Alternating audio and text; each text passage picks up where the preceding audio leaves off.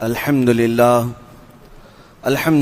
الحنان المنان الذي خلق الإنسان وعلمه البيان والصلاة والسلام على رسوله سيد الإنس والجان وعلى آله وأصحابه ذوي الخير والإحسان أما بعد فأعوذ بالله من الشيطان الرجيم بسم الله الرحمن الرحيم لقد كان لكم في رسول الله أسوة حسنة لمن كان يرجو الله واليوم الآخر صدق الله مولانا العظيم۔ بارگاہ رسالت معاب صلی اللہ علیہ وسلم میں درود پاک کا ہدیہ پیش کریں۔ اللہم صلی علی سیدنا و مولانا محمد معدن الجود والکرم وآلہ واصحابہ الکرام وابنہ الکریم وبارک وسلم صلاة دائمة سرمدا ابدا۔ عزیزان گرامی وقار، جیسا کہ آپ تمامی حضرات کو یہ معلوم تھا کہ رمضان المبارکہ کی مقدس ساعتوں میں بعد فجر ہم سیرت مصطفیٰ صلی اللہ علیہ وسلم کے دروس کا سلسلہ چلاتے تھے، اور حضور اکرم صلی اللہ علیہ وسلم کی ولادت باسعادت سے لے کر آپ کا بچپنا، آپ کی جوانی، آپ کے ازدواجی زندگی، آپ کا تجارتی سفر اور پھر اس کے بعد تبلیغی مرحلے ہم یہاں پر عرض کیے ہیں۔ سیرت کے یہ سارے گوشے، اعلان نبوت کے بعد نبی پاک صلی اللہ تعالی علیہ وسلم کی نبوی زندگی، جس کو دو حصوں میں تقسیم کیا گیا، ایک مکی زندگی اور ایک مدنی زندگی۔ مکی زندگی تقریباً 13 سال اور مدنی زندگی 10.5 سال کے قریب۔ تو ہم سیرت کا جو درس یہاں پر مسلسل چلا رہے تھے، اور ارادہ یہی تھا کہ اس مسجد پاک میں سیرت کے درس کو کنٹینیو کیا جائے، لیکن میرے کثرت سفر کی وجہ سے یہ ممکن ہی نہیں ہو پا رہا کہ آپ کے ہاں پابندی اس کی کر سکوں۔ پھر میں نے آج یہ طے کیا کہ جمعہ مبارکہ کی نماز کے دوران جو خطاب ہوتا ہے، اس میں حضور کی سیرت ہی کیوں نہ بیان کر لی جائے، تاکہ وہ سلسلہ سیرت بھی کنٹینیو چلتا رہے۔ اور اصل بات تو یہ ہے، میں آپ کو بتاؤں، مصر میں ایک سلسلہ ہے، سلسلہ دندراویہ، وہاں کے مشائخ، اور وہ عجیب و غریب لوگ ہیں۔ اس لیے عجیب و غریب نہیں کہہ رہا ہوں کہ وہ دیکھنے میں الگ لگتے ہوں، نہیں، ان کے افکار و نظریات اس زمانے میں بہت بڑے تعجب کی بات ہے کہ میں خود وہاں پر حاضر رہا۔ ان کے ہاں مسئلہ صرف یہ ہے کہ اس سلسلے کا کہ ان کے ہاں کوئی پیر نہیں سوائے رسول اللہ کے، وہ صرف اور صرف حضور پاک کی بات کرتے ہیں۔ ان کے ہاں شیخ کہنا یا کسی کو ہاتھ چومنا یا کسی کے لیے تعظیم کرنا بھی اس کی اجازت نہیں۔ ان کے شیخ تو ہوتے ہیں، لیکن اگر پوچھا جائے کہ آپ کے شیخ کون ہیں، کوئی نہیں بتاتا، کہتے ہیں ہمارے شیخ رسول اللہ صلی اللہ علیہ وسلم۔ میں یہ بات بیچ میں اس لیے عرض کر رہا ہوں کہ ہم جب وہاں گئے تھے تو جمعہ کا جو خطاب ہوتا ہے، خطبہ، الحقیقت المحمدیہ، یعنی حضور صلی اللہ تعالی علیہ وسلم کے نور کی حقیقت، حقیقت محمدیہ پر وہ خطیب خطاب کر رہے تھے۔ نابینا ہیں اور حضور کی حقیقت پر خطاب کر رہے تھے۔ اتنا بہترین خطاب تھا۔ تو بعد میں ہم کو پتا چلا کہ اس ایک ٹاپک پر پچھلے 12 سال سے وہ خطاب کر رہے ہیں، اور انہوں نے یہ کہا کہ میں نے یہ طے کر لیا ہے کہ میری زندگی میں جب تک میری زبان کھلتی رہے گی، صرف اسی عنوان پر میں گفتگو کروں گا، حقیقت محمدیہ، اور اسی کو بول کر میں دنیا سے چلا جاؤں گا۔ یہ باتیں میں اس لیے عرض کر رہا ہوں میرے عزیزو، حضور کی سیرت اور حضور کی اخلاق و کردار کو بیان کرنے کے لیے ایک بیان کافی نہیں ہے، بلکہ سب قلم ٹوٹ گئے، سب سیاہیاں خشک ہو گئیں، پھر بھی کہنے والوں نے یہ کہا، لیکن رضا نے ختم سخن اس پہ کر دیا، خالق کا بندہ خلق کا آقا کہوں تجھے، حیران ہوں میرے شاہ میں کیا کیا کہوں تجھے۔ حضور پاک صلی اللہ تعالی علیہ وسلم کی سیرت لکھنے والوں نے پھر یہ بھی کہا، سب قلم ٹوٹ گئے لیکن تیرے اوصاف کا ایک باب بھی مکمل نہ ہو سکا۔ بہرحال ہم آج جمعہ مبارکہ میں حضور اکرم صلی اللہ تعالی علیہ وسلم کے اس سلسلہ سیرت کو جو ہم نے شروع کیا تھا اس مسجد پاک میں، آگے بڑھاتے ہیں. ہجرت کا 5واں سال تھا حضور کی، یہیں تک میں نے بیان کیا تھا. ہر سال کی خصوصیات تھی. پہلا سال ہجرت کا کس طرح سے چلا، وہ تو ابھی اسٹیبلشمنٹ اور سیٹلمنٹ میں گزرا تھا. عقد مواخات ہوئی تھی، انصار اور مہاجرین کو بھائی بھائی بنایا گیا تھا اور ابھی سیٹل ہو رہے تھے. لیکن اسی دوران چھوٹی چھوٹی جنگیں بھی ہو رہی تھی. مکہ والے اپنے انتقامی بدلے کی آگ میں بھڑکے ہوئے، وہ کبھی مدینے پر چھوٹے چھوٹے حملے کرتے تھے. اور پھر دوسری ہجری آئی، دوسرا سال، تو پھر جنگ بدر واقع ہوئی. اور جنگ بدر میں بہت خطرناک انداز میں ان کو شکست ہوئی، شرمناک شکست ہوئی تھی مکہ کے کافروں کو.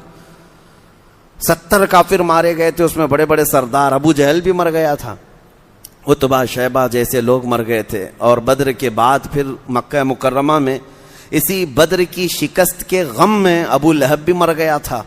تو بڑے بڑے گستاخ دنیا سے چلے گئے تھے. اور اس بدر کے بدلے کی آگ ان کے دلوں میں ایسی بھری ہوئی تھی کہ جس کی وجہ سے انہوں نے پھر دوبارہ مدینے پر چڑھائی کی.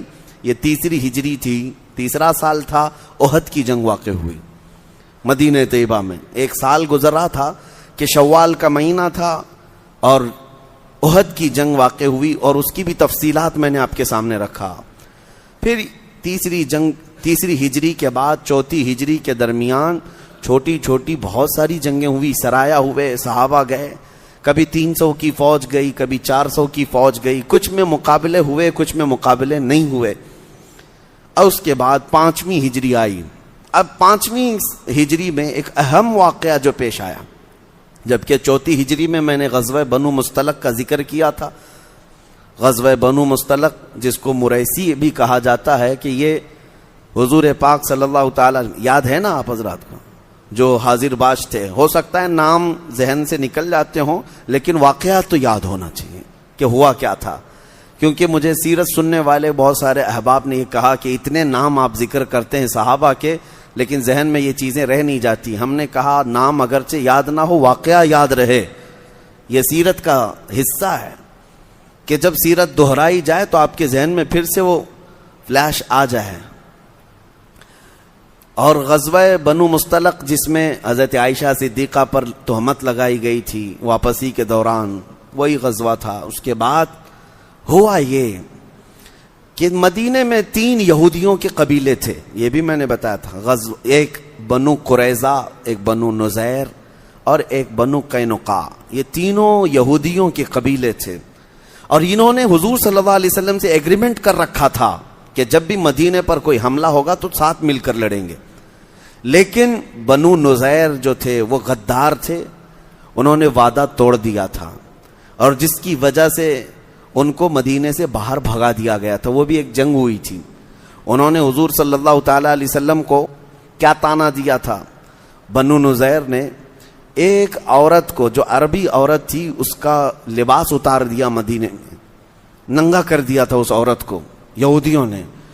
تو ایک مسلمان جو وہاں گزر رہے تھے، انہوں نے دیکھ کر کے یہودیوں کو آر دلایا کہ تم کیسے عرب ایک خاتون کا پردہ چاک کر سکتے ہو، کیسے اس کو بے نقاب کر سکتے ہو. تو انہوں نے، یہودیوں نے غرور و تکبر میں کہا تھا اس مسلمان کو کہ تمہارے حوصلے بہت بڑھ گئے، بدر میں تم کیا فتح پا لیے، تمہارے سینے چوڑے ہو گئے. وہ مکہ والے تھے، ہم مدینے والے ہیں، ہم کچا چبا جائیں گے، ہم کسی سے ڈرتے نہیں ہیں. یہ دھمکیاں تھیں جس کی وجہ سے حضور صلی اللہ علیہ وسلم کے پاس یہ بات آئی. تو نبی پاک صلی اللہ تعالی علیہ وسلم اپنے صحابہ کے ساتھ چلے بنو نذیر، اور پھر ان کے قلعے کا محاصرہ ایسا کیے تھے کہ وہ چھوڑ کر بھاگنے پر مجبور ہو گئے. یہ واقعہ بھی ہو گیا. اب یہ بنو نذیر یہاں سے بھاگ کر کے چلے تو 2 قبیلے اور بھی تھے مدینے میں یہودیوں کے. ایک بنو قریظہ، انہوں نے وعدہ نہیں توڑا تھا، حضور صلی اللہ علیہ وسلم سے جو ایگریمنٹ تھا اس پر چل رہے تھے. لیکن جو توڑ کر کے یہودی بھاگے تھے وہ جا کر کہاں پناہ لیے؟ خیبر میں. خیبر مدینے سے تقریباً 200 کلومیٹر کا فاصلہ ہے. وہ یہودیوں کی بستی تھی، وہاں جا کر کے یہ پناہ لے لیے. کون؟ بنو نذیر. اور جو بنو مستلق، غزوہ بنو مستلق میں بھی جن کو مارا گیا تھا، وہ بھی بھاگ کر وہاں جا کر پناہ لی. یعنی سارے دشمن ایک جگہ جا کر جمع ہو گئے. وہاں بیٹھ کر کے اب پلاننگ کرنے لگے. اس میں حی بن اخطب، مشکن بن سلامہ بن مشکم، یہ تمام وہ لوگ ہیں جو سردار بن گئے وہاں پر، اور ان لوگوں نے کھچڑی پکانا شروع کیا کہ اب مدینے پر اب ایسا حملہ کریں گے کہ تاریخ یاد رکھے گی۔ اب ان لوگوں نے پلان بناتے بناتے جتنے ان کے حلیف قبیلے تھے، یعنی ان کے حمایتی، سب کو جمع کر لیا۔ پھر جا کر کے مکہ کے قریش سے بات کیا کہ ہمارا ایسا ایسا ارادہ ہے کہ ہم مدینے پر ایک بہت بڑی فوج لے کر کے لڑیں گے۔ بدر میں وہ 1000 کی تعداد میں آئے تھے، احد میں 3000 کی تعداد میں آئے تھے، اب ان کو چاہیے تھا ایک بہت بڑی فوج۔ تو مکہ میں جا کر کے جیسے ہی ان یہودیوں نے بات کیا، ابو سفیان تیار ہو گئے اور سارے مکہ کے جتنے قبیلے تھے سب کو دعوت دی اور سب کو لالچ بھی دیا اور سب جمع ہو گئے۔ اور پھر اس کے بعد یہ یہودی اور مکہ کے قریش دونوں مل کر کے بنو غطفان ایک قبیلہ ہے نجد کا، ان کے پاس گئے اور کہا خیبر کی جتنی آمدنی ہوتی ہے کھجوروں کی، آدھا مال تمہیں سال میں دے دیا جائے گا، جنگ میں ہمارے ساتھ شریک ہو جاؤ۔ وہ مال کی لالچ میں نجدی قبیلے ساتھ میں ہو گئے۔ تو کتنے قبیلے ساتھ میں ہوئے جس کی وجہ سے اس جنگ کو جنگ احزاب کہتے ہیں۔ حزب جو ہے جماعت کو کہتے ہیں، احزاب بہت ساری جماعتیں، اور یہ کل ملا کر کے 10,000 کی تعداد ہو گئی، 10,000 کی تعداد۔ اور مدینے میں صحابہ کتنے تھے اس وقت؟ مشکل سے 2,000 صحابہ اکرام، بلکہ اتنی بھی تعداد نہیں تھی۔ اب 10,000 کا ایک لشکر جرار لے کر وہ مدینے پر چڑھائی کرنے کے لیے آ رہے ہیں۔ اس میں قریش بھی ہے، بنو غطفان بھی ہے، یہودی قبیلے بھی ہیں، سب کے سب ہیں۔ اب نبی کریم صلی اللہ تعالیٰ علیہ وسلم نے مدینہ طیبہ میں صحابہ کو بلایا اور مشورہ کیا کہ کیا کرنا چاہیے۔ تو صحابہ اکرام اپنے اپنے مشورے پیش کیے کہ بدر میں ایسا ہوا تھا، احد میں ایسا ہوا تھا۔ تو حضرت سلمان فارسی رضی اللہ تعالیٰ عنہ نے عرض کیا، یا رسول اللہ صلی اللہ علیہ وسلم، اگر اتنی بڑی فوج مدینے میں گھس آئے گی اور ہم مدینے میں رہ کر مقابلہ کریں گے تو بہت سارے گھر ٹوٹیں گے، بہت سارے شہری چیزیں خراب ہوں گی، اس لیے مدینے میں آنے کی اتنی بڑی فوج داخل ہونے کے لیے ایک ہی راستہ ہے۔ باقی سب تینوں طرف سے مدینے میں گھر بنے ہوئے تھے، کھجوروں کے باغات تھے، ایک ساتھ فوج نہیں داخل ہو سکتی تھی۔ ایک جگہ مدینے کا کھلا راستہ تھا جہاں سے یہ مدینے میں گھس سکتے تھے۔ حضرت سلمان فارسی نے عرض کیا، اس راستے پر ہم ایک لمبی خندق کھود دیتے ہیں تاکہ ان کی فوج یہ خندق کو کراس کر کے نہ آ سکے۔ ایک بہت بڑا گڑھا کھودنا تھا۔ اب وہ گڑھا کھودنے کے لیے حضور صلی اللہ تعالیٰ علیہ وسلم تیار ہو گئے، کہا کہ یہ مشورہ بہت اچھا ہے۔ اب پھر یہ سخت جاڑوں کا، سخت سردی کا موسم تھا، صحابہ اکرام کو لے کر حضور صلی اللہ تعالیٰ علیہ وسلم آئے۔ 1 مہینے تک وہ خندق کھودی گئی ہے، 1 مہینے تک، اور اس میں حضور صلی اللہ تعالیٰ علیہ وسلم نے 10-10 گز ایک ایک صحابی کو بانٹ کر کے دیا تھا کہ تم 10 گز کھودو گے، تم 10 گز کھودو گے۔ اور خود نبی پاک صلی اللہ علیہ وسلم نے اپنے ہاتھ میں بھی کدال لے کر کے اس خندق کو کھودا، صحابہ کو حوصلہ دینے کے لیے، ہمت دینے کے لیے۔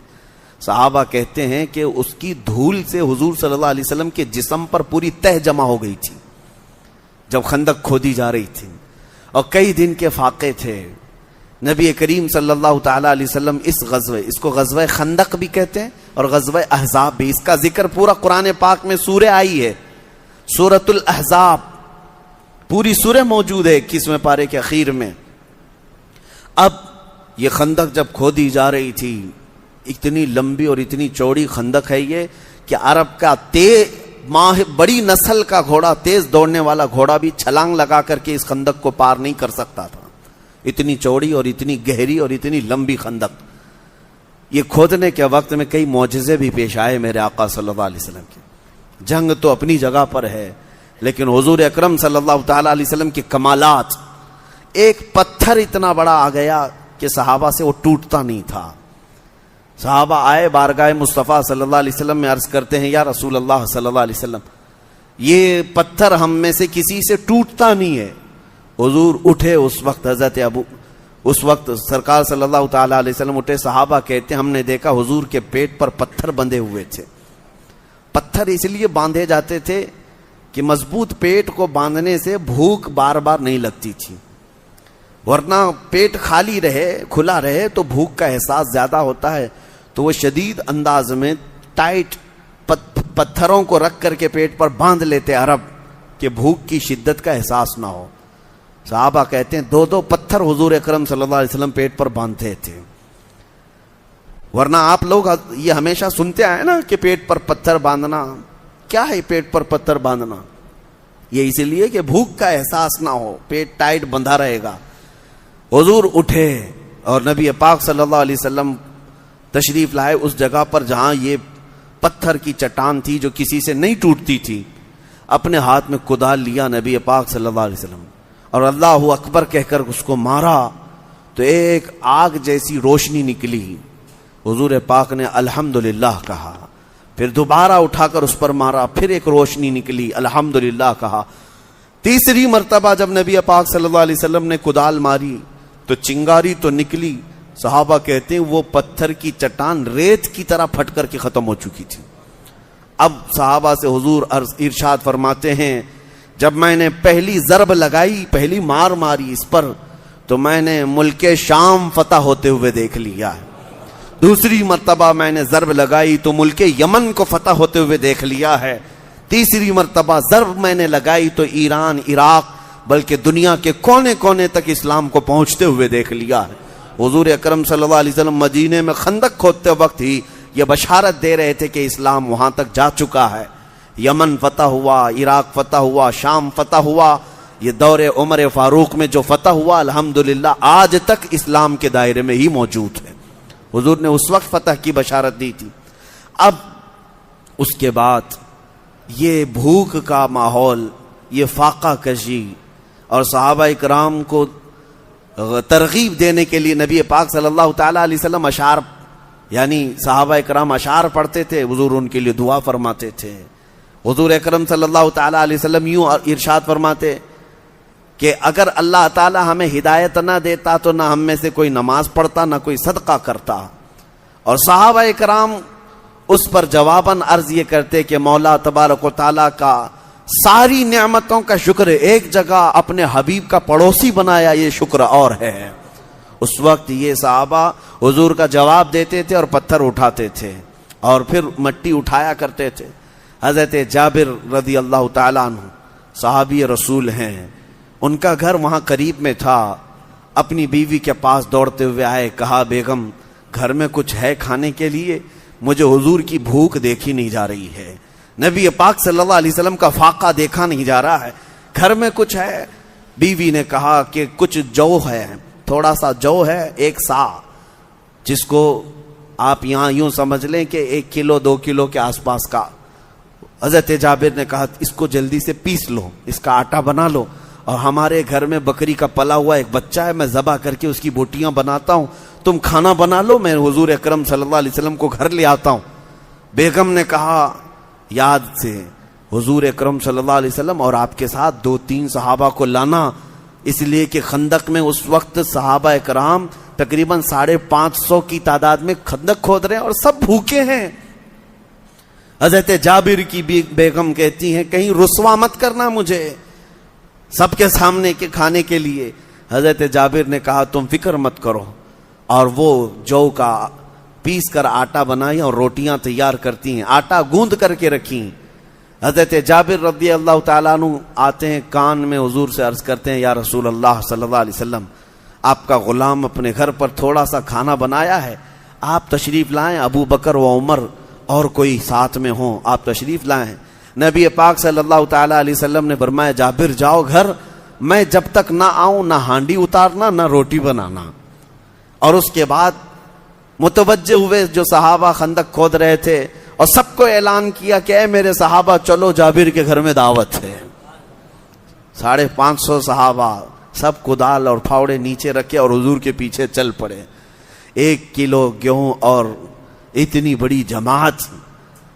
نبی پاک صلی اللہ تعالیٰ علیہ وسلم جب صحابہ کی جماعت کے ساتھ حضرت جابر کے گھر آ رہے تھے, ان کی خاتون دیکھتی ہیں پردے میں اور چیخ مار کر کہتی ہیں جابر تم نے مجھے رسوا کر دیا, اتنی بڑی جماعت آ رہی ہے میرے گھر. حضرت جابر دوڑتے ہوئے آئے اور اپنی رفیق حیات سے کہتے ہیں میری بیگم, اے خاتون تو فکر کس بات کی کر رہی ہے, جن کو ہم نے دعوت کے لیے بلایا ہے وہی ہمارا سارا انتظام بھی کریں گے. ہمارے گھر اپنا کھانا کون سا ہے, جو ملتا ہے وہ قدم مصطفیٰ کی برکت سے ملتا. حضور اکرم صلی اللہ علیہ وسلم تشریف لائے, اور حضرت جابر کے گھر گوندھا ہوا آٹا رکھا تھا، اس میں اپنا لعاب پاک لگایا، اور جو ہانڈی چڑی ہوئی تھی گوشت کی اس میں حضور پاک نے اپنا لعاب پاک لگایا، اور اس کے بعد آپ تشریف رکھیں۔ اور اس وقت گھر میں بیٹھنے کی جو جگہ تھی 10 لوگوں کے بیٹھنے کی جگہ تھی۔ صحابہ کرام کو حضور صلی اللہ علیہ وسلم بلاتے ہیں، خود دسترخوان پر بیٹھے۔ اب کہا کہ اب ہانڈی سے سالن نکالو، روٹیاں دیتی جاؤ۔ حضرت جابر کہتے ہیں ہم روٹیاں پروستے تھے اور ہانڈی سے سالن نکالتے تھے، 10 صحابہ کھاتے گئے۔ اس دن شام تک صحابہ کی تعداد 1000 کو پہنچ گئی، سب نے پیٹ بھر کر کھایا حضور اکرم صلی اللہ علیہ وسلم کے ساتھ۔ اور شام جب ہو گئی، حضرت جابر کہتے ہیں ابھی میرے گھر میں روٹیاں بھی بچی ہوئی تھی اور وہ ہانڈی ابھی بھی سالن سے جوش مار رہی تھی، جو کہ تو موجود تھی۔ یہ برکت بلکہ یہ معجزہ رسول کریم صلی اللہ تعالی علیہ وسلم کا ہے۔ کل جہاں ملک اور جو کی روٹی غذا، اس شکم کی قناعت پہ لاکھوں صلاح۔ تم نے حضور اکرم صلی اللہ علیہ وسلم کے فاقوں کو دیکھا ہے، لیکن جب وہ کسی کو کھلانے پر آئے تو 1 کلو گیہوں میں پوری قوم کو بھی کھلا دیں۔ حضور پاک صلی اللہ تعالی علیہ وسلم کو اللہ تعالیٰ نے یہ تصرف عطا کیا ہے۔ وہاں سے واپس تشریف لائے، صحابہ کہتے ہیں یہ معجزہ ہم نے خندق کے موقع پر دیکھا۔ اس کے بعد حضور تشریف لائے تھے کہ ایک چھوٹی سی لڑکی دوڑتی ہوئی آئی اور اس کی مٹھی بھر کھجوریں تھیں۔ حضور پاک صلی اللہ علیہ وسلم نے پوچھا کہ بیٹی کیا ہے؟ اس لڑکی نے کہا میری اماں نے ہمارے ابا کے لیے کچھ ناشتے کی کھجوریں بھیجی ہیں، اتنی کھجوریں گھر میں مل گئی تھیں، ہمارے والد آپ کے ساتھ خندق کھود رہے ہیں۔ حضور پاک صلی اللہ علیہ وسلم نے فرمایا لاؤ کھجوریں۔ اپنی چادر نکالی اور بچھا دیا اور کھجوریں اس پر ڈال دیں۔ ایک چھوٹی سی لڑکی ایک مٹھی بھر جو کھجوریں لائی تھی، اب صحابہ سے کہا کہ آؤ ان میں سے کھجوریں کھا لو۔ اس وقت تقریباً 1100 صحابہ نے کھجوریں اس میں سے کھائی ہیں، ایک مٹھی بھر کھجوروں سے۔ یہ بھی معجزہ جنگ خندق کے موقع پر پیش آیا۔ بہت سارے لوگوں کو لگتا ہے یہ عقل میں آنے والی بات نہیں ہے، اگر تمہاری عقل میں آئے تو حضور کا معجزہ کیسے ہوگا؟ معجزہ کہتے ہی اسے ہیں جو عام آدمی کی عقل میں نہ آئے، عام آدمی کی سمجھ میں نہ آئے، یہ معجزات۔ اب اس کے بعد جنگ کی طرف ہم آتے ہیں۔ یہ خندق کھودی گئی، صحابہ کرام رضوان اللہ تعالی علیہ مجمعین تقریباً 2000 کی تعداد میں مدینہ طیبہ سے نکلے۔ کس وقت کہ مکہ کے کفار و مشرکین، قریش اور خیبر سے یہودی اور بنو غطفان، یہ بڑے بڑے قبیلے سب کی سب جماعتیں مل کر مدینے پر جب چڑھائی کے لیے وہ نکلے تو قرآن پاک میں بھی موجود ہے، اس کا ذکر ہے اذ جاؤکم من فوقکم ومن اسفل منکم واذ زاغت الابصار وبلغت الحناجر وبلغت القلوب الحناجر وتظنون باللہ الظنونا۔ جب یہ بھاری بھرکم لشکر آ رہا تھا مدینے کی طرف تو دھول اڑتی ہوئی اتنی کہ کچھ نظر نہیں آتا تھا، اور ان کی آوازیں، ان کے چیخ و پکار، ان کے جھنڈے، صحابہ اکرام کے دلوں میں کچھ دیر کے لیے ہیبت آ گئی۔ قرآن میں ہے، اللہ فرماتا ہے کہ تمہارے دل تو حلق تک آ گئے تھے، بلغت القلوب الحناجر، اور تم کیا کیا گمان کرنے لگ گئے کہ کیا ہوگا، اتنی بڑی فوج آئی ہے۔ اب وہ خندق کے اس پار آ کر رک گئی۔ تب میرے آقا صلی اللہ علیہ وسلم 2000 صحابہ کو لے کر جب جبل صلا، ایک پہاڑی ہے مدینے کے باہر، پہاڑی ان کے پیچھے تھی اور خندق سامنے تھا، صحابہ کو لے کر صف آرا ہو گئے۔ اس وقت ایمانی جذبہ دیکھنے کے قابل تھا۔ جو صحابہ تھے، جو ایمان والے تھے، انہوں نے دیکھا وَلَمَّا رَأَى الْمُؤْمِنُونَ قَالُوا هَذَا مَا وَعَدَنَا اللَّهُ وَرَسُولُهُ۔ اہل ایمان جنہوں نے دیکھا اس بھاری بھرکم فوج کو تو وہ پکار اٹھے صحابہ، تو یہ تو وہی ہے جس کا اللہ اور اس کے رسول نے ہمیں وعدہ کیا تھا، اور اللہ بھی سچا ہے اور اس کا رسول بھی سچا ہے۔ اتنی بڑی فوج کو دیکھ کر کے انہوں نے کہا، لیکن اس وقت جو جماعت میں منافقین بھی آئے تھے انہوں نے کیا کہنا شروع کیا؟ وہ کہنے لگے کہ ان بیوتنا عورہ، ہمارے گھر کھلے ہوئے ہیں، عورتوں کو بچوں کو ہم کھلا چھوڑ کر کے آئے ہیں، لہٰذا ہمیں اجازت دے، ہم مدینہ واپس جاتے ہیں۔ ایک ایک کر کے بھاگنے لگے۔ تو جو منافقین تھے صفوں میں صحابہ کے، وہ بھاگ کر کے چلے گئے، جبکہ ان کے کسی کے گھر کھلے نہیں تھے۔ طریقہ کار یہ تھا، نبی کریم صلی اللہ علیہ وسلم نے ساری عورتوں کو، بچوں کو مدینے میں کچھ قلعوں میں بند کروا دیا تھا اور اس پر صحابہ کرام کو پہرے داری کے لیے لگا دیا تھا۔ کئی صحابہ کو مدینے کے الگ الگ انداز پر مورچہ قائم کر کے حضور نے مدینے کی حفاظت پر بھی لگایا تھا، اور اپنا خلیفہ حضرت عبداللہ ابن ام مکتوم کو بنایا تھا۔ اور جب حضور اکرم صلی اللہ تعالیٰ علیہ وسلم یہاں تشریف لائے، مہاجرین کی جماعت میں اور انصار کی جماعت میں 2 صحابہ کو حضور نے سپہ سالار بنایا، علم دیا، جھنڈا دیا. یہ صحابہ اکرام آئے تھے، جنگ تو ہو نہیں رہی تھی، لیکن مکہ کے کفار اور دشمنوں کو جب یہ پتا چلا کہ انہوں نے اتنی بڑی خندق کھود رکھی ہے، آمنا سامنا ہونا مشکل ہے. آپ کو بتاؤں کہ وہ پورے کفار پھیل گئے اور مدینے کے اطراف 1 مہینے تک انہوں نے محاصرہ کر رکھا تھا. 1 مہینہ کیا ہوتا ہے؟ پورے مدینے میں حالت ایسی تھی کہ نہ کھانا پہنچ رہا ہے، نہ پانی پہنچ رہا ہے، کچھ نہیں ہے. اور ادھر صحابہ کا ایمان دیکھنے کے قابل تھا. سخت ٹھنڈیوں کے دن ہیں اور حضور اکرم صلی اللہ علیہ وسلم کے ساتھ یہ صحابہ جمع ہوئے ہیں. اور اس وقت مجھے ایک روایت ہی ملی، رات کا وقت ہوتا تو ادھر گانے باجے، رقص، سرور، اور وہاں کبھی اونٹ ذبح ہو رہا ہے تو کبھی گائے بکریاں، اور اس کے کھانے کی لذت کی خوشبوئیں کفار و مشرکین کے خیموں سے آتی. 10,000 کا مجمع ہے، خوب کھا رہے ہیں، خوب ان کے ہاں کباب ہیں، بوٹیاں ہیں. جب وہاں سے کھانے کی بو آتی تھی، ادھر صحابہ کے پیٹ پہ پتھر بندھے ہوئے ہوتے، ایک کھجور پر پورا دن گزارتے تھے. لیکن ہم نے دیکھا کہ حضور اکرم صلی اللہ تعالی علیہ وسلم ایک بار ان صحابہ سے پوچھتے ہیں کہ ان کے کھانوں کی خوشبو نے تمہیں پریشان کر رکھا ہے؟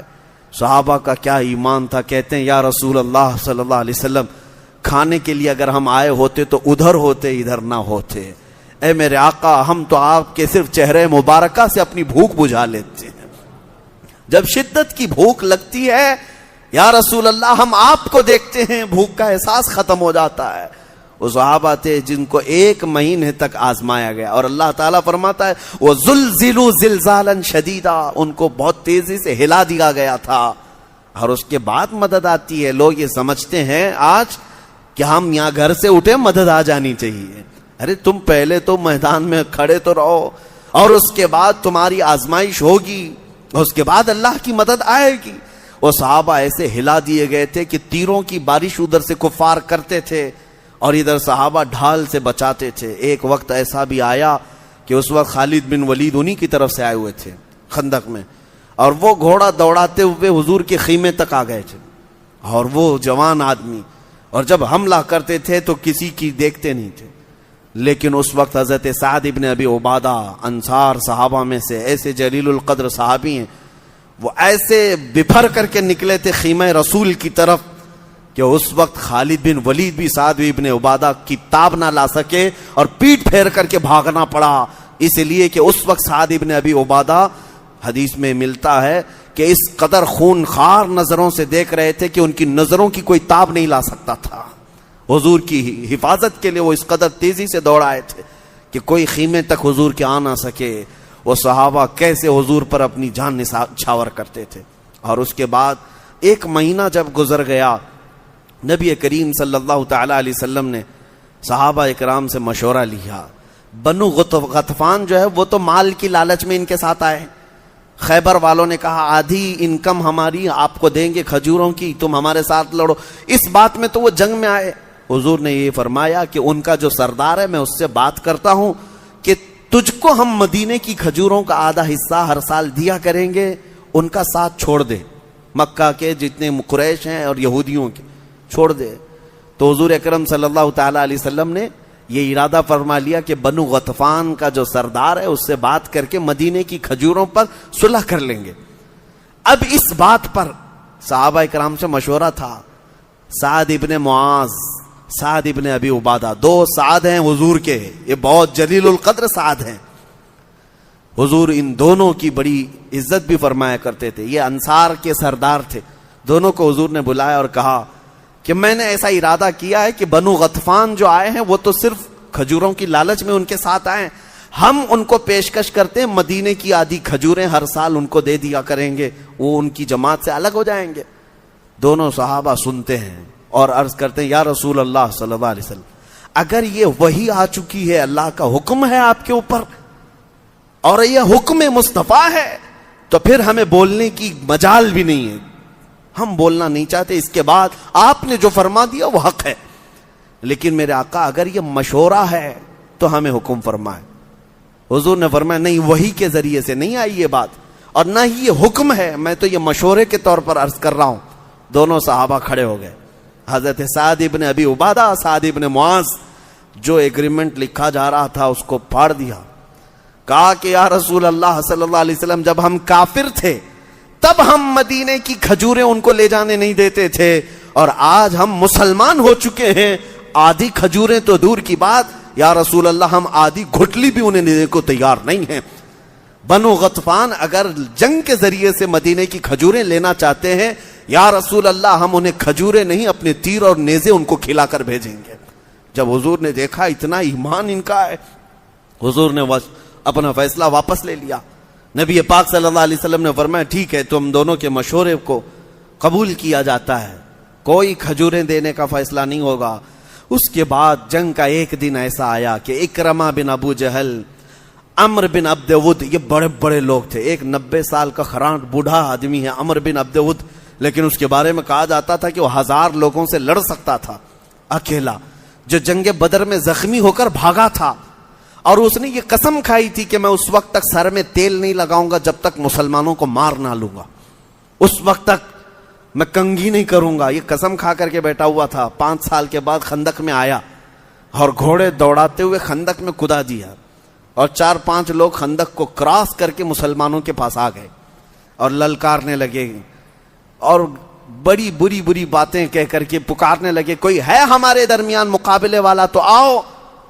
رسول کریم صلی اللہ تعالی علیہ وسلم کے خیمے میں جو صحابہ تھے تھکے ہوئے تھے، 1 مہینے سے کھانا نہیں ہے، پانی نہیں ہے، موسم کی سختی الگ، اس وقت صحابہ کرام تھکے ہارے ہیں، تلوار ادھر سے تیروں کو روک کر کے تھک چکے، جب ادھر سے وہ پہلوان چیخنے لگے، پکارنے لگے، اور وہ بھی خندق کراس کر کے ادھر آئے ہیں، حضور اکرم صلی اللہ تعالی علیہ وسلم نے اپنے صحابہ میں سے پوچھا کوئی ہے جو اس کے مقابل میں جائے گا؟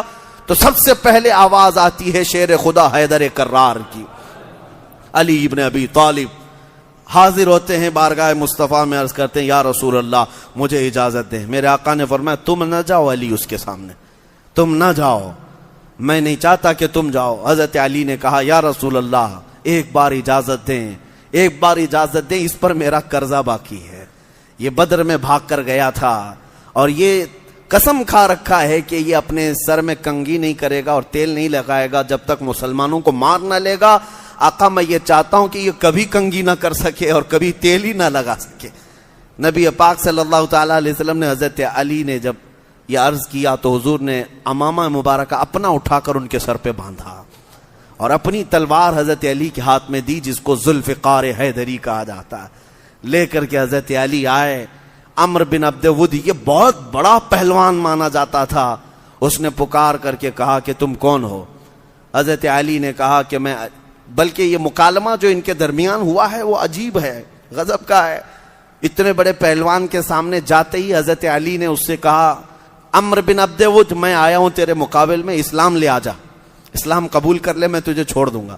اس نے کہا کہ یہ کیسی بات ہے، میں کبھی نہیں قبول کر سکتا۔ تو حضرت علی نے کہا پھر یا تو پیٹ پھیر کر چلا جا اگر اپنی زندگی چاہتا ہے۔ کہا یہ بھی نہیں ہوگا۔ اور اس نے پوچھا تو کون ہے؟ میری زندگی میں پہلی بار مجھے کوئی جنگ کے لیے بلا رہا ہے۔ حضرت علی نے کہا میں ابو طالب کا بیٹا علی ہوں، میری ماں نے میرا نام حیدر رکھا ہے، جو کچھار کا شیر ہوتا ہے۔ اس نے کہا کہ میرے بھتیجے تیرے باپ سے میرے اچھے تعلقات تھے، تو چلا جا، میں تجھے مارنا نہیں چاہتا۔ حضرت علی نے کہا لیکن میں تجھے مارنا چاہتا ہوں۔ تو حضرت علی کی ان باتوں سے وہ اتنے غصے میں آیا کہ اس نے اپنی تلوار ماری حضرت علی کے اوپر۔ آپ نے لوہے کی ٹوپی پہنی تھی زرہ اور لوہے کا لباس تھا، اس لوہے کو کاٹتے ہوئے امامہ مبارکہ کو چیرتے ہوئے حضرت علی کی پیشانی پر وہ تلوار لگی، اور اتنا گہرا زخم تھا جو زندگی بھر حضرت علی رضی اللہ تعالیٰ عنہ کی پیشانی پر وہ نشان تھا۔ اس کے بعد ایک وار ہی جو پڑی تھی حضرت علی کے اوپر، پھر حضرت علی کا جلال دیکھنے کو تھا۔ صحابہ کہتے ہیں حضرت علی اوپر پلٹ کر کے، آپ کا ایک لقب ہے کرار، حیدر کرار۔ کرار کس کو کہتے ہیں؟ پلٹ پلٹ کر کے مارنے والے کو کرار کہا جاتا ہے، بار بار مارنے والے کو۔ حضرت علی کا پلٹ وار مشہور تھا۔ پلٹتے ہیں اور اس کے بعد کہتے ہیں عمر بن عبد ود اب میری باری ہے، تو خاموش ہو جا، اس کے بعد حضرت علی نے اپنی ذوالفقار حیدری سے جو مارا تو اس کے کندھے سے لے کر کے اس کی کمر سے لے کر کے اس کے گھوڑے تک کو آدھا کر کے رکھ چکی تھی. ایک وار تھی، ایک وار. اور اس کے بعد جو زمین پر گرا تو دوبارہ نہ وہ زبان ہلا سکا نہ سانس لے سکا. کون تاب لا سکے گا حیدر کرار کی ضرب کا؟ کون تاب لا سکے گا؟ وہ شیر خدا. اور اس کے بعد وہاں 2-3 کو ان صحابہ کرام نے سلا دیا تھا. حضرت زبیر بن عوام نے ان پر ایسا حملہ کیا تھا کہ جتنے خندق چھوڑ کر کے بھاگ کر آئے تھے سب کے سب بھاگ کر نکل گئے. اب یہ جنگ لمبی چل رہی تھی، طول پکڑ گئی تھی. اس وقت مدینہ طیبہ میں بھی کئی حالات ایسے ہوئے کہ حضرت حسان بن ثابت رضی اللہ تعالیٰ عنہ کو عورتوں پر حضور صلی اللہ تعالیٰ علیہ وسلم نے نگراں بنا کر رکھا تھا. کچھ یہودی ادھر مدینہ طیبہ میں داخل ہو گئے تھے عورتوں کے اوپر حملہ کرنے کے لیے. عورتوں کے اوپر حملہ کرنے کی غرض سے جب آئے تو حضرت صفیہ رضی اللہ تعالیٰ عنہ حضور کی پھوپھی ہیں، سگی پھوپھی ہیں، انہوں نے دیکھ لیا. حضرت حسان بن ثابت سے کہا کہ اس کو مار ڈالو ورنہ یہ جا کر کے یہودیوں کو بتائے گا عورتیں خالی ہیں، بچے خالی ہیں. تو حضرت حسان بن ثابت ابھی اٹھ ہی رہے تھے. وہ سوچ رہے تھے میں اکیلا ہوں، ان کی جماعت آئی یہودیوں کی، کیسے ماروں. اس سے پہلے کہ حضرت صفیہ خود خیمے کی ایک لکڑی اٹھاتی ہیں، چوب جس کو کہتے ہیں، اور اس یہودی کو جو عورتوں پر جھانکنے کے لیے آیا تھا سینے پر ایسا مارا کہ وہ زمین پر گرا اور اس کا سر کاٹ کر کے جو آئی ہوئی جماعت تھی ان کے پاس پھینک دیا اور کہا خبردار یہ مت سمجھنا کہ یہاں خیمے خالی ہیں، یہ رسول اللہ کی عورتیں ہیں جو تمہارے سروں کو کاٹ کر تمہارے گھر واپس بھیج سکتی. ایک یہودی بھی مدینے میں داخل نہ ہو سکا. یہ ان کی جواں مردی، ان کی شجاعت، ان کی بہادری جس کی تعریف میں اللہ نے قرآن میں آیتیں نازل فرمائی. ہوا یہ کہ یہ جنگ طویل پکڑ گئی، طول پکڑ گئی تھی. 1 مہینہ گزرنے کو آیا اور جو مدینے میں بنو قریظہ یہودی تھے یہ مکہ والوں نے جا کر انہیں بھی ورغلایا، وہ بھی بدعہدی کر گئے، وہ بھی وعدہ توڑ دیے. ایک قبیلہ ابھی باقی تھا نا مدینے میں، انہوں نے بھی وعدہ شکنی کر دی. اب حضور اکرم صلی اللہ علیہ وسلم صحابہ کے لیے کتنی بڑی آزمائش کا وقت ہے. 10,000 سامنے مقابل میں ہیں اور جو مدینے کی یہودی ہیں یہ بھی وعدہ شکنی کر چکے ہیں. ایسے حالتوں میں اب اللہ کی مدد آنی تھی. ایک صحابی حضرت نعیم رضی اللہ تعالیٰ عنہ، یہ بنو غطفان کے کافروں کے قبیلے سے تعلق رکھتے تھے اور وہ ایمان لائے تھے بارگاہ مصطفیٰ میں، لیکن کافروں میں سے کسی کو نہیں معلوم تھا کہ وہ مسلمان ہوئے. حضور کی بارگاہ میں آئے، عرض کیا آقا اگر آپ مجھے اجازت دیں تو میں یہ جنگ کا پورا پانسا پلٹ کے رکھ دوں. حضور نے اجازت دی. وہ گئے.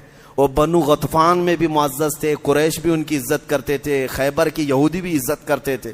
حضرت نعیم نے جا کر ان کے درمیان ایسی چیزیں ڈال دیں، کہا کہ قریش سے کہا کہ یہودی تم کو چھوڑ کر کل رات بھاگنے والے ہیں میدان میں.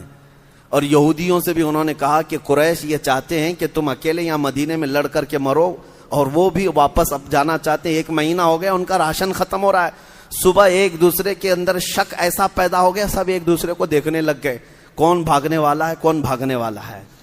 اور اس میں 10-12 لوگوں کو حضرت نعیم خود ہی لے کر کے باہر نکل آئے اور دونوں قبیلوں کو یقین ہو گیا کہ یہ بھاگ رہے ہیں، وہ بھاگ رہے ہیں. ان کے دلوں میں ایسی چیزیں بیٹھ گئیں کہ بھگدڑ مچ گئی اور آپس میں قبیلے گتھم گتھا ہو گئے.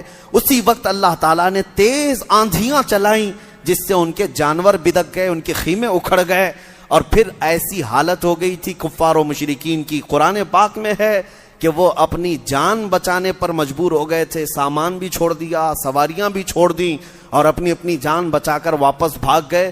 اس پوری جنگ خندق میں صرف 6 مسلمان شہید ہوئے، جانی نقصان نہیں ہوا تھا.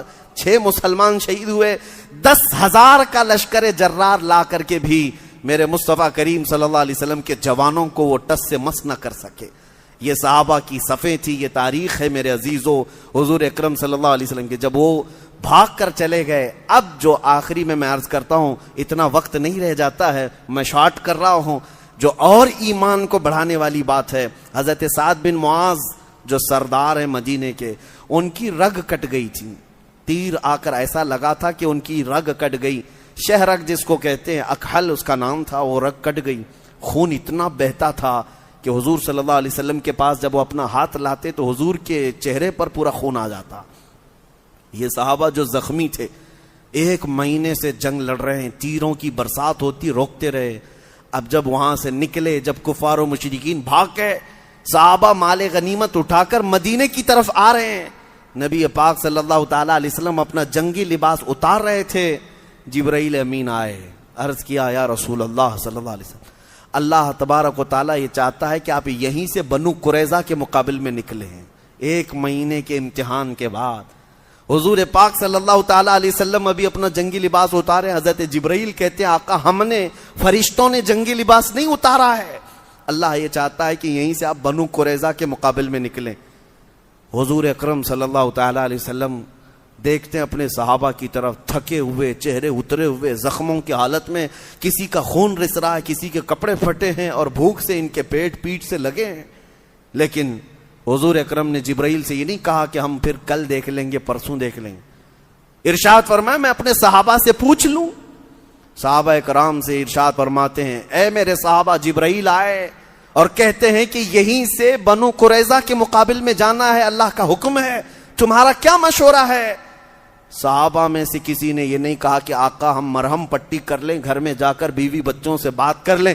جب حضور نے یہ پوچھا کیا تمہارا مشورہ ہے، سب صحابہ نے بیک زبان کہا آقا آپ کے حکم کے بعد دیر کس کی، چلیں یہیں سے چلتے ہیں، یہیں سے چلتے ہیں میرے آقا، ہم میں سے کوئی مدینے جانا نہیں چاہتا۔ اللہ اکبر، میں یہ تاریخ کا باب پڑھتا ہوں تو پھر سوچتا ہوں سچ فرمایا میرا رب، رضی اللہ عنہم ورضوا عنہ، اللہ ان صحابہ سے راضی ہوا اور یہ اللہ سے راضی ہوئے۔ یہ دنیاوی مال اور دنیاوی غرض کے لیے نہ کبھی میدانوں میں اترے، بلکہ صرف اور صرف اللہ اور اس کے رسول کی رضا کے لیے۔ ہم میں سے کون ہے ادھر 4 رکعت نماز پڑھنے کے بعد دوسری نماز کے لیے کھڑے ہونے کو لوگ کتراتے ہیں، بھاگتے ہیں؟ وہ تو مہینہ بھر جنگ کر کے پھر بارگاہ مصطفیٰ میں یوں عرض کرتے آقا دیر کس بات کی، آپ کا حکم ہے یہیں سے چلیں گے۔ اسی جنگ کے زخم میں حضرت سعد ابن معاذ رضی اللہ تعالیٰ عنہ، جو سب سے بڑے صحابی تھے مدینے کے انصار کے، ان کے لیے حضور نے خیمہ لگایا تھا مسجد نبوی میں، حضور اپنے ہاتھ سے لوہا کو گرم کر کے ان کے خون کو داغتے تھے کہ خون رک جائے، خون رک جائے، لیکن رات جب ہوتی تھی وہ سعد بن معاذ ہاتھ اٹھاتے اور عرض کرتے یا رسول، اے رب العالمین، اگر اب اور ان کفار مکہ سے ہمارا مقابلہ نہ ہونا باقی ہے تو مجھے اس زخم میں موت دے دے، اور ابھی اگر مقابلے باقی ہیں تو مولا مجھے موت نہ دے، اس لیے کہ اس قوم سے میں اس وقت تک لڑتا رہوں گا جس قوم نے تیرے رسول کو گھر سے نکالا ہے، جس قوم نے تیرے رسول کو بھوکا اور پیاسا بائیکاٹ کر کے رکھا تھا مکہ میں 3 سال تک۔ اس وقت پتہ ہے حضرت سعد بن معاذ کا عشق تو دیکھو، جب حضور مکہ میں تھے اور حضرت سعد بن معاذ مدینے میں تھے، مکہ والوں نے جب حضور کا سوشل بائیکاٹ کر رکھا تھا، حضور پتے کھاتے تھے اور چمڑے ابال کر کھاتے، ادھر سعد بن معاذ بڑے سردار ہیں انصار کے، لیکن صحابہ کہتے ہیں مدینے میں اس وقت بھی سعد بن معاذ چمڑے ابال کر کھاتے تھے اور پتے کھاتے تھے۔ لوگ پوچھتے تمہیں کیا ہو گیا سعد بن معاذ کہتے ہیں میرا محبوب مکہ میں پتے کھا رہا ہے، میرا آقا مکہ میں چمڑے کھا رہا ہے اور میں یہاں کھجور کھاؤں یہ زیب نہیں دیتا۔ اس عاشق رسول کی بات کر رہا ہوں، جب رات ہوتی خیمے میں اپنا ہاتھ پکڑ کر کہتے اے مولا اگر قریش سے ابھی کوئی مقابلہ ہونا باقی نہیں ہے تو اس زخم میں مجھے موت دے دے، اور اگر ابھی اور مقابلے ہیں تو مجھے زندگی دے دے۔ ان کی دعا ایسی قبول ہوئی کہ رات کو اچانک ان کا زخم پھٹ گیا، اتنا خون بہا کہ مسجد نبوی میں ان کا خون بہتا ہوا دوسرے خیموں میں چلا گیا۔ لوگ دیکھ کر گھبرا کر کے آئے کہ اتنا خون آتا کہاں سے ہے۔ سب جب رات کو دوڑ کر کے آئے تو دیکھا حضرت سعد بن معاذ اپنے خیمے میں اسی طرح لیٹے ہوئے، خون پورا بہہ چکا ہے اور آپ کی وفات ہو چکی تھی۔ یہ سعد بن معاذ کی وفات اتنا گہرا زخم تھا مسلمانوں کے لیے، وہ سردار تھے، جب وہ آتے حضور کھڑے ہو جاتے تھے۔ سعد بن معاذ کے لیے حضور کھڑے ہوتے اور یوں کہتے قوموا لسیدکم، اے لوگو اپنے سردار کے لیے کیوں نہیں کھڑے ہوتے؟ سعد بن معاذ کے لیے حضور کھڑے ہو جاتے تھے۔ ان کی وفات پر اللہ کے نبی صلی اللہ علیہ وسلم فرماتے ہیں جب دوسرے دن ان کا جنازہ اٹھایا جا رہا تھا، حضور اکرم صلی اللہ تعالیٰ علیہ وسلم انگلیوں کے بل چل رہے تھے۔ صحابہ نے پوچھا آقا یہ کیا ہے؟ فرماتے ہیں میرے آقا سعد کے جنازے کو اٹھانے کے لیے 70,000 فرشتے آئے ہوئے ہیں، اتنی بھیڑ ہے فرشتوں کی۔ اور اس کے بعد جب ان کو قبر میں رکھا گیا، हुजूर पाक खुद कब्र में उतारते हैं, साहबा कहते इतनी तेज मुश्क की खुशबू आ रही थी कि हमने ऐसी खुशबू कभी नहीं सूंघी। क्यों? एक आशिक रसूल जब कब्र में जा रहा है तो हजारों खुशबुएं लेकर के जा रहा है। आता हिजरत का 6ठा साल है। इस 6ठे साल में बहुत सारे अहम वाक़यात पेश आए, लेकिन जो तारीख का एक सबसे बड़ा अहम वाक़या पेश आया है 6ठे साल में, वो सुलह हुदैबिया का वाक़या है। मसला यूँ था कि ज़िलक़ादा का महीना चल रहा था, शव्वाल के बाद ज़िलक़ादा है। नबी करीम सल्लल्लाहु तआला अलैहि वसल्लम मदीना तैयबा से सहाबा के साथ उम्रा की गरज से निकले और 1400 सहाबा हुजूर के साथ एहराम पहन करके निकले थे। इरादा क्या था कि उम्रा करना है, जंग करने की गरज से नहीं। मदीना तैयबा से सहाबा जब से हिजरत करके आए थे मक्का से, उस वक्त से लेकर मदीना तैयबा में कई जंगों में ही मसरूफ़ रह गए और खाने काबा जाने का मौका ही नहीं मिला। अब 6 साल के बाद जब रसूल करीम सल्लल्लाहु अलैहि वसल्लम सहाबा के साथ मक्का जा रहे थे, एहराम पहन लिया और अपने साथ ज़बह करने वाले जानवर भी ले लिए।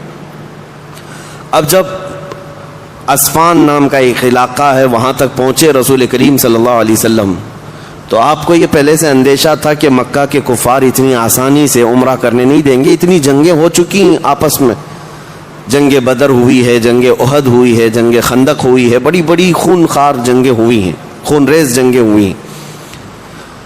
तो हुजूर अकरम सल्लल्लाहु तआला अलैहि वसल्लम ने एक शख्स को भेजा, कबीले बनु खुज़ा का एक शख्स था, उसको हालात मालूम करने के लिए कि मक्का में क्या चल रहा है मालूम करके आओ। वो गया और मक्का के हालात मालूम करके वापस नबी करीम सल्लल्लाहु अलैहि वसल्लम के पास आए और कहा कि या रसूल अल्लाह सल्लल्लाहु अलैहि वसल्लम, मक्का वालों को खबर हो गई है कि आप मदीने से उम्रा के लिए निकले हैं, तो उन्होंने मीटिंगें करना शुरू कर दी।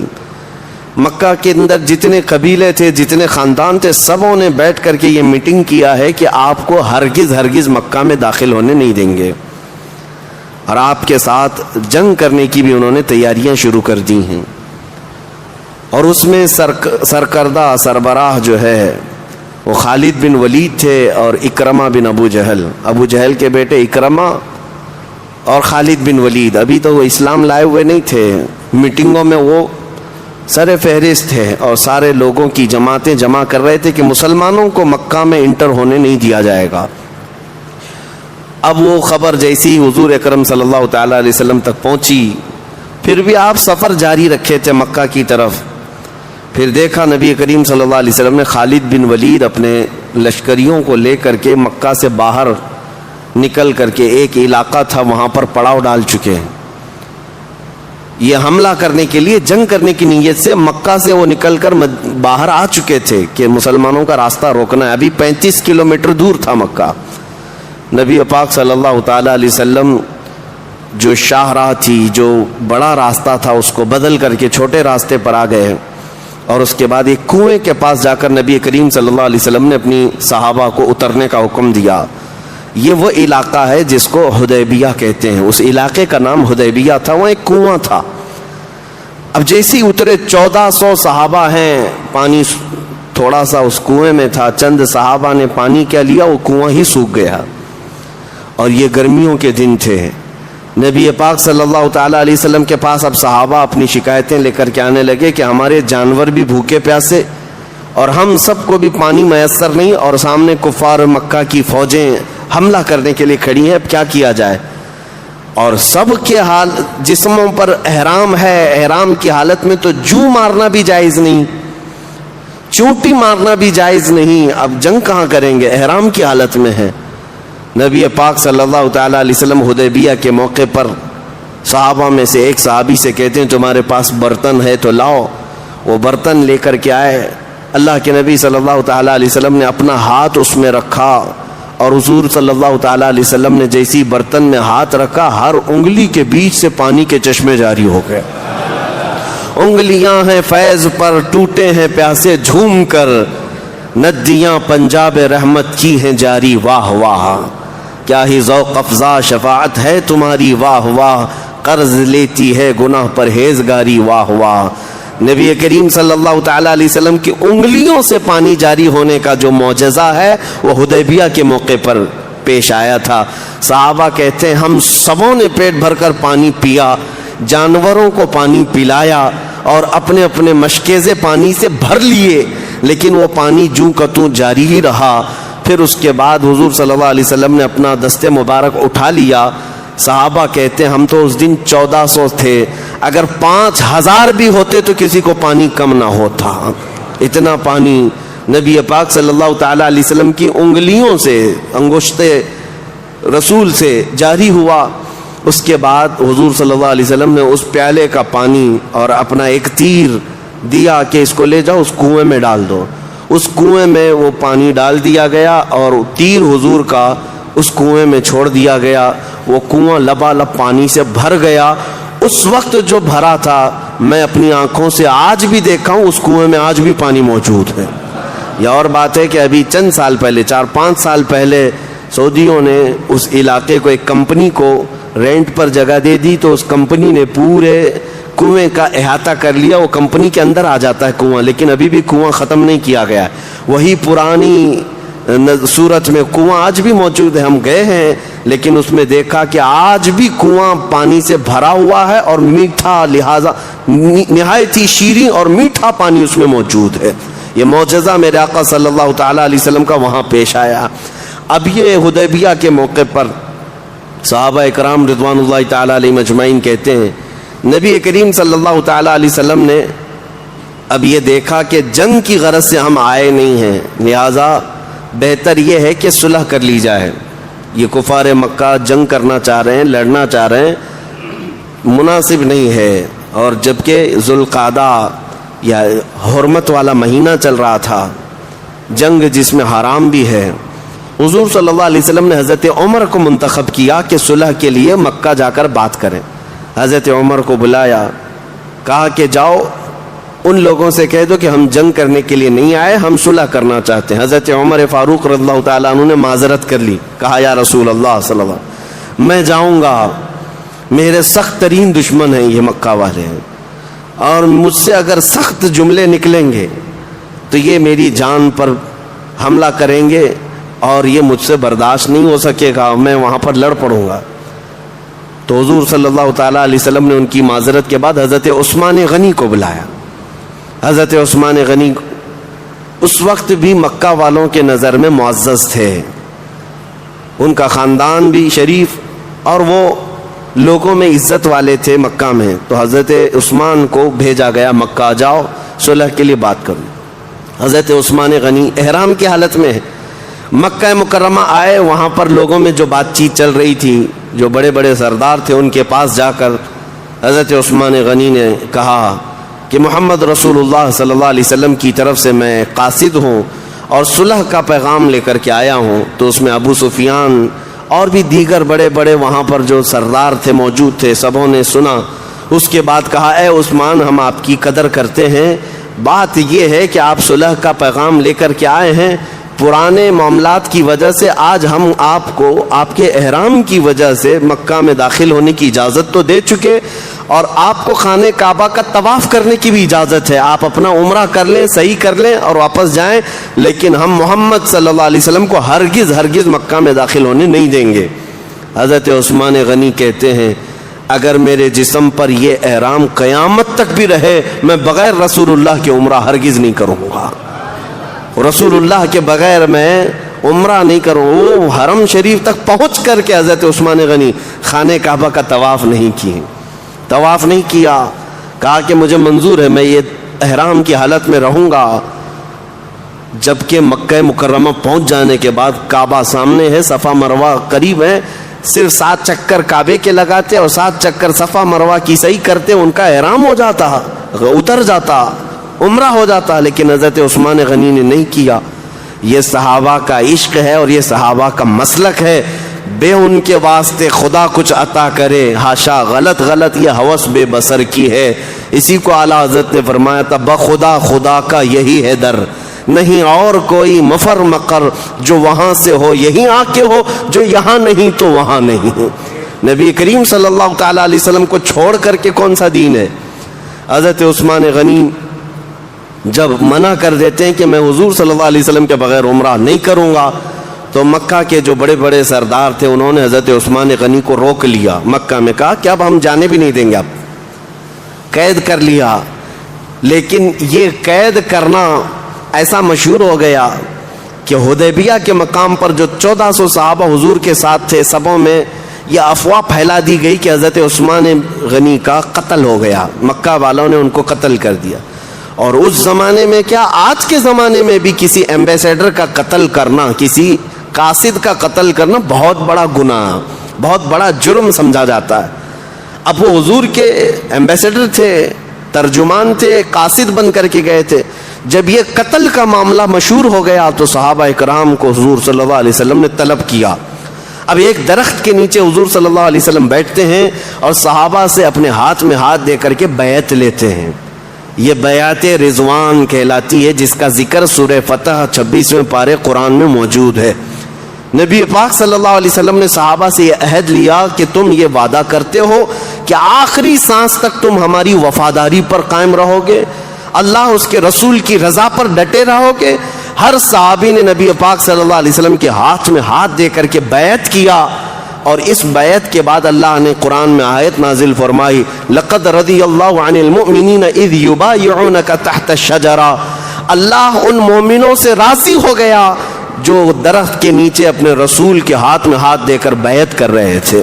اور قرآن میں اللہ فرماتا ہے ان الذین یبایعونک انما یبایعون اللہ، جن لوگوں نے اے رسول آپ کے ہاتھ میں بیعت کیا ہے حقیقت میں انہوں نے اللہ سے بیعت کیا ہے. یہ بیعت کیا ہے؟ بیعت کیا ہے؟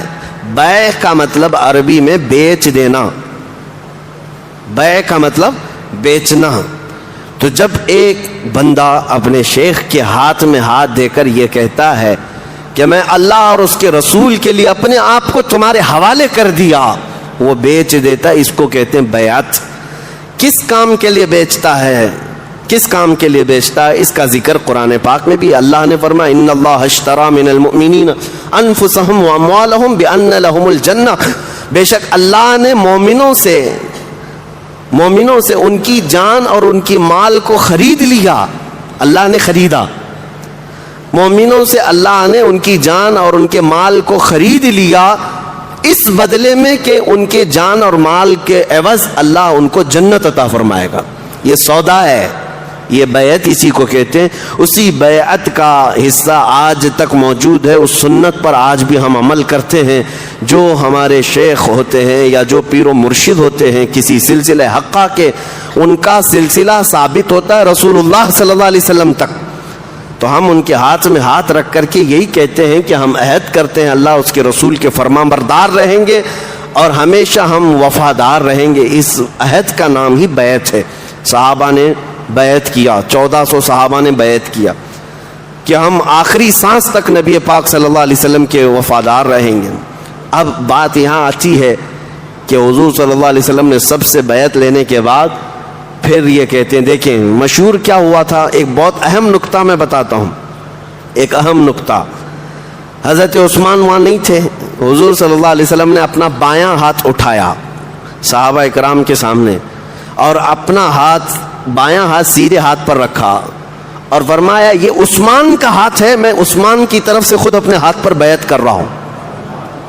حضور صلی اللہ علیہ وسلم نے فرمایا یہ عثمان کا ہاتھ ہے، اپنا بایاں ہاتھ، کہ وہ یہاں موجود نہیں ہے، ان کی طرف سے میں اپنے سیدھے دائیں ہاتھ پر رکھ کر کے بیعت کر رہا ہوں. حضور صلی اللہ علیہ وسلم نے غائبانہ طور پر حضرت عثمان کی طرف سے بیعت کا حکم فرما دیا. اب مسئلہ یہ ہے بیعت کس بات پر لی جا رہی تھی؟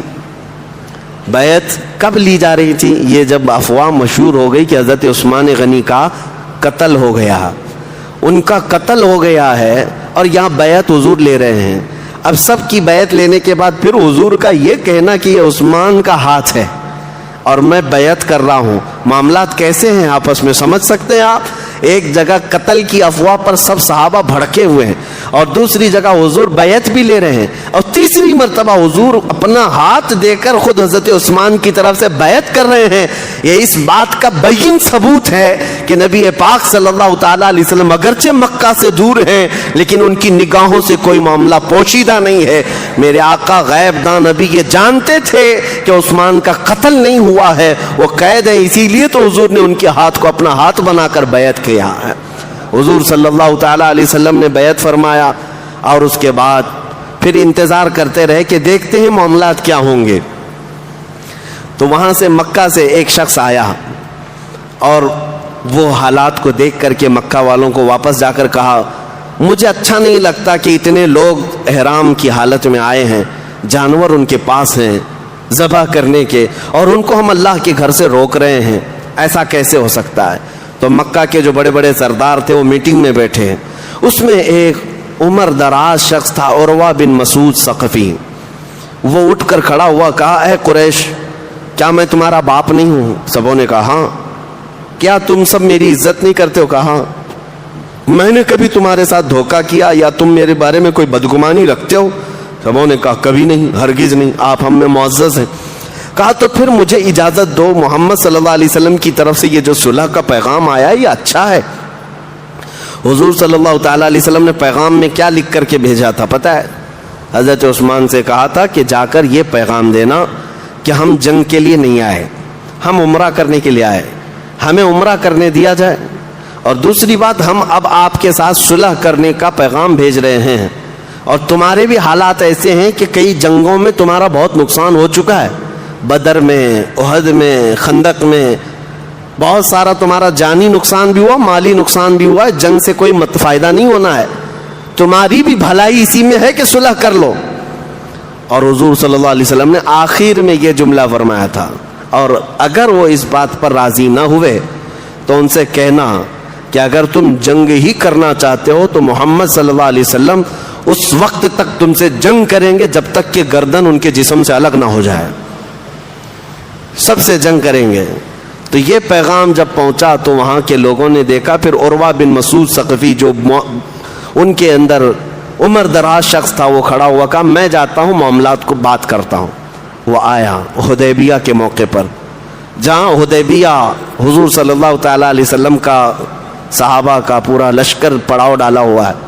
وہ سیدھے آ کر نبی کریم صلی اللہ تعالیٰ علیہ وسلم کے ساتھ بات کرنے لگا, اے محمد صلی اللہ علیہ وسلم, میں آپ کو بڑا عزت والا جانتا ہوں, آپ کی قدر بھی کرتا ہوں, آپ نے صلح کا پیغام بھیجا بہت اچھا ہے, لیکن کیا آپ دیکھ رہے ہیں آپ نے کہا ہے کہ قریش کے ساتھ آپ جنگ کریں گے اور ان کو ختم کر دیں گے, کیا آج تک تاریخ میں ایسا ہوا ہے کہ کوئی شخص اپنے ہی خاندان کو تباہ کرتا ہو؟ اور اگر قریش مکہ والے تم پر غالب آ گئے اے محمد, تو یہ جتنے آپ کے ساتھ دکھ رہے ہیں نا یہ سب چھوڑ کر بھاگ جائیں گے آپ کو. صحابہ کو تانا مارا. حضرت ابو بکر صدیق وہاں موجود تھے, غیرت ایمانی ایسی جاگی کہ کھڑے ہوئے اتنا سخت جملہ کہا وہ بڈھے ہے, جا تیری جو دیوی ہے لات اس کی شرمگاہ چاٹتا بیٹھ, ہم محمد صلی اللہ تعالیٰ علیہ وسلم کے وہ وفادار ہیں کہ ہمارے جسم میں خون کا آخری قطرہ جب تک ہے ہم حضور کے قدموں سے پیچھے نہیں ہٹیں گے. اور اس کے بعد حضرت مغیرہ بن شعبہ رضی اللہ تعالیٰ عنہ حضور صلی اللہ علیہ وسلم کے پیچھے کھڑے رہتے تھے ہمیشہ. یہ عروہ بن مسعود کبھی بات کرتے کرتے حضور کی داڑھی تک ہاتھ لگاتا تھا, اس کو یہ لگتا تھا کہ عرب کا دستور ہے جو بڑا آدمی ہے وہ چھوٹے سے بات کرتا ہے, تو اس طرح جب وہ حضور کی طرف داڑھی کو ہاتھ بڑھاتا حضرت مغیرہ بن شعبہ چیختے ہیں, کہا کہ ہاتھ نیچے رکھو, ہاتھ نیچے رکھ کر کے بات کرو. وہ کہتا کہ یہ عرب کا دستور ہے, جو بڑا ہوتا ہے وہ اسی طرح سے بات کرتا ہے. حضرت مغیرہ بن شعبہ نے کہا بڑا ہوتا ہے یا جو دستور ہے وہ تمہارا ہے, جس کے سامنے تم بات کر رہے ہو وہ عام آدمی نہیں, وہ اللہ کا رسول ہے, تمہیں تمیز سے رہنا ہوگا. اس کے بعد دوبارہ جب اس نے ہاتھ اٹھایا تو اپنی تلوار اٹھائی حضرت مغیرہ بن شعبہ نے, اور تلوار کی جو ڈھال ہے اس سے ہاتھ کو ایسا مارا کہ بوڑھے کا ہاتھ نیچے آ گیا. کہا کہ اس کے بعد اگر ہاتھ اٹھا تمہارا بات کرنے کے لیے بھی حضور کی طرف, تو پھر تمہارے مونڈے سے ہاتھ الگ ہو جائے گا. یہ صحابہ کا جذبہ تھا. وہ نبی کریم صلی اللہ تعالیٰ علیہ وسلم کے متعلق اتنے حساس تھے, اتنے سینسیٹیو ہوتے تھے کہ وہ چھوٹی سی بھی ہلکی سی بھی چیز دوسروں کی طرف سے برداشت نہیں کرتے. اب اس کے بعد عروہ بن مسعود ثقفی بات چیت کر کے واپس مکہ والوں کے پاس آیا. مکہ والوں نے پوچھا, چچا جان آپ نے بات کیا, کیا حل نکلا؟ کہا کہ آؤ میں تمہیں بتاتا ہوں. ان سے جنگ کرنا اچھا نہیں ہے, ان سے جنگ مت کرو, سب تباہ ہو جاؤ گے. کہا کیوں؟ ان سے جنگ کیوں نہ کریں, کیا ان کے پاس بہت ہتھیار ہیں؟ عروہ بن مسعود نے کہا میں نے دیکھا ہے, کسرا کو بھی دیکھا ہے بادشاہ کو, قیصر کو بھی دیکھا ہے, ان کے بڑے بڑے درباروں کو دیکھا ہے, لیکن محمد صلی اللہ علیہ وسلم کے دیوانوں میں جو ان کی عظمت ہے یہ پوری دنیا میں نے کہیں نہیں دیکھا, کہیں نہیں دیکھا ان کے پروانوں کی. کہا کیا ہے؟ کہا کہ جب وہ حضور صلی اللہ علیہ وسلم وضو کرتے ہیں تو یہ سب کے سب اطراف میں جمع ہو جاتے ہیں, اور حضور ادھر کلی کر رہے ہوتے ہیں, صحابہ اپنے ہاتھ آگے کر دیتے ہیں, کوئی اپنا دامن آگے کر دیتا ہے. نبی پاک صلی اللہ علیہ وسلم کے وضو کا ایک قطرہ بھی وہ زمین پر گرنے نہیں دیتے, سب اپنے ہاتھوں میں لیتے ہیں, اپنے کپڑوں میں لیتے ہیں, اپنے چہرے پر مل لیتے ہیں, اپنے جسموں پر لگا لیتے ہیں. ان کے کھکار کے تھوک کو تک وہ صحابہ چھوڑتے نہیں ہیں. عروہ بن مسعود کہتا ہے میں نے ایسی عظمت دنیا میں کسی کی نہیں دیکھی, جو پروانے اپنے نبی کے وضو کے پانی کا قطرہ زمین پر گرنے نہیں دیتے, وہ ان کے خون کا قطرہ کب گرنے دے سکتے ہیں؟ لہٰذا وہ اپنی جان دے دیں گے لیکن وہ اس جنگ سے باز نہ آئیں گے. عروہ بن مسعود ثقفی کے یہ جملے تاریخ میں رقم ہیں. یہی ہے میرے عزیزو حفاظت ناموس رسالت. نبی پاک صلی اللہ تعالیٰ علیہ وسلم کی عزت کی حفاظت کا حق صحابہ اکرام سے بہتر کون ادا کر سکتا تھا؟ اب پھر معاملات ایسے ہی بڑھتے چلے گئے. ایک شخص آیا اور اس نے دیکھا اور پھر وہ چلا گیا. پھر ایک شخص آیا سہیل بن عمر نام کا.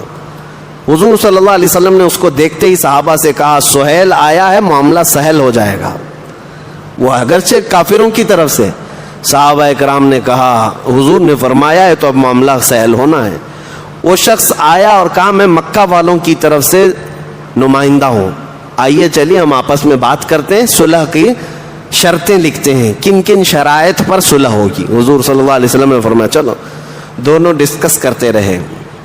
صحابہ اکرام ایک طرف تھے, حضور صلی اللہ علیہ وسلم سہیل بن عمر کے ساتھ صلح کی شرطیں لکھ رہے ہیں یا طے کر رہے ہیں. سب معاملات طے ہو گئے تو صلح کی شرطیں کیا تھیں؟ پہلی شرط یہ تھی کہ اس سال آپ عمرہ نہیں کریں گے, یہیں سے واپس جائیں گے. آپ احرام کھول دیں, اپنے جانور ذبح کر لیں, آپ یہیں سے عمرہ کیے بغیر واپس جائیں گے. اگلے سال آپ عمرہ کے لیے آئیں گے لیکن صرف 3 دن مکہ میں رہیں گے اور بغیر ہتھیار کے آئیں گے. اگر تلوار بھی لائیں گے تو نیام کے اندر ہوگی. یہ سب شرطیں تھیں.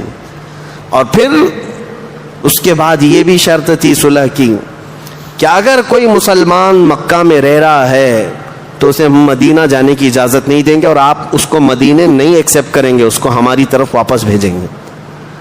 اور اگر کوئی ہمارا آدمی مکہ سے مدینے میں آ گیا ہے تو آپ مدینے سے اس کو ہمارے پاس واپس بھیجیں گے, وہ ہمارے پاس رہے گا. حضور نے سب منظور کیا. اور اس کے بعد یہ بھی صلح کی شرط تھی کہ جو جس کے ساتھ چاہے قبیلوں کے دوستی کرے اس کو اپنا حلیف بنا لے. اب یہ شرطیں لکھنے کی بات آئی تو مولا علی کرم اللہ وجہ الکریم کو حضور صلی اللہ علیہ وسلم نے طلب فرمایا آؤ شرطیں لکھی جائیں گے. ابھی شرطیں لکھی جانی تھیں بیٹھ کر کے, کیونکہ یہ ایگریمنٹ ہے, معاہدہ ہو رہا ہے. اسی اسنا میں مکہ سے ایک مسلمان حضرت ابو جندل, جو سہیل بن عمر جو شخص ایگریمنٹ کرنے آیا تھا, اسی کے بیٹے وہ مسلمان تھے, وہ صحابی رسول تھے. ان کو ان کے باپ نے زنجیروں سے باندھ کر کے گھر میں رکھا تھا اور مارتا تھا. یہی سہیل بن عمر جو صلح کرنے آیا تھا, وہ زنجیریں کاٹ کر کے بھاگتے ہوئے حدیبیہ کے مقام پر آ گئے. حضور صلی اللہ علیہ وسلم نے دیکھا یہ گھسٹتے ہوئے زخموں سے چور چور ہے اور مکہ سے بھاگ کر کے ہمارے پاس آیا. حضرت ابو جندل دعائی دینے لگے یا رسول اللہ مجھے قبول کر لیں, میں بہت تکلیف سے وہاں مکہ سے بھاگ کر کے آیا ہوں, میرا باپ روزانہ مجھے مارتا ہے, اور باپ بیٹھا ہوا تھا. اور سہیل بن عمر نے کہا اے محمد صلی اللہ علیہ وسلم, ہماری صلح جو ہوئی ہے اس کے لیے میری پہلی شرط یہ ہے کہ میرے بیٹے کو مکہ واپس بھیجنا ہوگا، اس کے بغیر میں صلح کی کوئی چیز سائن نہیں کروں گا۔ حضور صلی اللہ علیہ وسلم نے فرمایا ابھی ہماری ایگریمنٹ سائن نہیں ہوئی، اس سے پہلے وہ آیا ہے، اس سے پہلے وہ آیا ہے، لہٰذا وہ ہمارے پاس رہے گا۔ سہیل بن عمر نے کہا ہرگز نہیں ہو سکتا۔ حضور نے یہ تک کہا کہ چلو وہ مدینے میں نہیں، خاص میرے گھر میں رہنے کی تم اجازت دو اس کو، ابو جندل کو۔ اس نے کہا نہیں، میں آپ کے گھر میں رہنے کی بھی اجازت نہیں دوں گا، واپس کرنا ہوگا۔ حضور صلی اللہ تعالیٰ علیہ وسلم نے منظور کر لیا، ٹھیک ہے ابو جندل کو واپس کیا جائے۔ ایک صحابی ہیں، زخموں سے چور چور ہیں، کافروں کی مار کھا کر کے آئے ہوئے ہیں۔ اب جب حضور صلی اللہ علیہ وسلم نے کہا ابو جندل تمہیں مکہ واپس جانا ہوگا، تو وہ چیخ کر کے رونے لگ گئے اور صحابہ کے پاس گئے۔ 1400 صحابہ وہاں پر ہیں، سب کے سامنے وہ ایسی تقریر کرنے لگے، کہا کہ تمہیں پتہ ہے مکہ والے میرے ساتھ کیا کیا کرتے ہیں، اپنے نشانات دکھانے لگے زخموں کے، اور زنجیروں میں باندھ کر کے رکھتے ہیں۔ یہ سن کر کے حضرت عمر فاروق رضی اللہ تعالیٰ عنہ تڑپ گئے، کھڑے ہو گئے، کہا دوڑتے ہوئے بارگاہ مصطفیٰ میں آئے، کہا یا رسول اللہ آپ اللہ کے سچے رسول ہیں؟ کہا اے عمر کیوں نہیں، کیا ہمارا دین حق نہیں ہے؟ کہا ہاں حق ہے عمر۔ کیا یہ کفار سب باطل نہیں ہے؟ کہا ہاں باطل ہے۔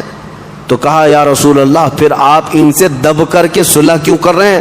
آپ ہمیں جنگ کی اجازت دیں، ہم ان کے پرخچے اڑا دیں گے، ابھی ہمیں پتہ ہے ان کے ساتھ کیا کرنا ہے۔ نبی پاک صلی اللہ علیہ وسلم نے فرمایا عمر میری نگاہیں جو دیکھ رہی وہ تم نہیں دیکھ سکتے، جاؤ۔ حضرت عمر آئے اور صحابہ کے سامنے یہی کہہ رہے تھے کہ حضور سے عرض کرو کہ جنگ کرنے کی اجازت دی جائے۔ حضرت ابو بکر کے پاس آئے، کہا اے ابو بکر آپ کی بات رسول اللہ کبھی ٹالتے نہیں، دیکھ نہیں رہے آپ حضور صلی اللہ علیہ وسلم کیسے صلح کر رہے ہیں؟ حضرت ابو بکر نے ان کی باتیں سنی، ان کا کندھا پکڑ کر کے ہلایا اور زوردار آواز میں حضرت ابو بکر نے کہا الزم غرضک یا عمر، اے عمر اوقات میں رہ کر کے بات کر، تو کس کے بارے میں بات کر رہا ہے؟ وہ اللہ کے رسول ہے، وہ اپنے پیٹ سے فیصلہ نہیں کرتے، وہ جو کرتے ہیں وہ اللہ کی وحی سے کرتے ہیں، وہی یہ خدا سے وہ فیصلہ کرتے ہیں۔ حضرت عمر اس وقت کہتے ہیں اس وقت اچانک مجھے احساس ہوا کہ میں نے غلطی کیا ہے، جذبات میں آ کر کے میں نے غلطی کیا ہے۔